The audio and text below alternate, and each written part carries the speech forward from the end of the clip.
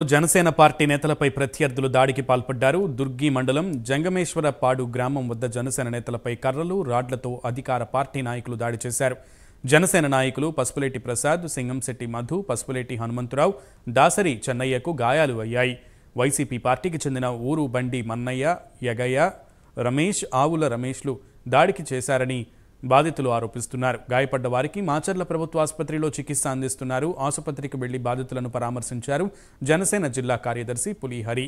MLA Pinnelli ప్రోద్బలంతోనే దాడులకు జరిగాయని ఆగ్రహం వ్యక్తం చేశారు. దాడి చేసిన వారిని కఠినంగా శిక్షించాలని డిమాండ్ చేశారు. 2 రోజుల క్రితం టీడీపీ నేత కారును తగలబెట్టారని, మాచర్ల నియోజకవర్గంలో వరుస దాడులతో ప్రతిపక్ష పార్టీల నేతలు భయాందోళనలో ఉన్నారు.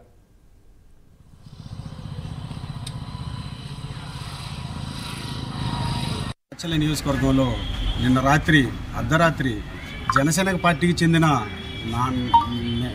మాచర్ల నియోజకవర్గం మించాలపాడు గ్రామానికి చెందిన పసుపులేటి ప్రసాద్, చెన్నయ్య, మధు, అంజి, హనుమంతరావు వీళ్ళు స్వగ్రామానికి వెళుతుండగా జంగమేశ్వరంపాడు గ్రామంలో వైసీపీకి చెందిన మన్నయ్య, ఏగయ్య అనే వైసీపీ గూండాలు మా జనసేన నాయకుల పైన విచక్షణ రహితంగా మారణాయుధాలతోటి కత్తులు, రాళ్ళు, కర్రలు తీసుకొచ్చి దాడి చేసి చంపబోయారు.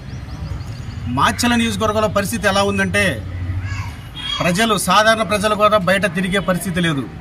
వాళ్ళు నిన్న కొడుతూ చెప్పిన మాటలు ఏమిటంటే, మేము ఎవరిని తిరగనివ్వము, మీ పవన్ కళ్యాణ్ వచ్చి ఏం చేస్తాడు, మీ బ్రహ్మారెడ్డి గారు వచ్చి ఏం చేస్తారు, మమ్మల్ని ఎవరేం చేయలేరు, మేము ఎలక్షన్ చేయనియము, ఎవరిని ఓటు కూడా వేయనిమని బెదిరిస్తూ ఉన్నారు.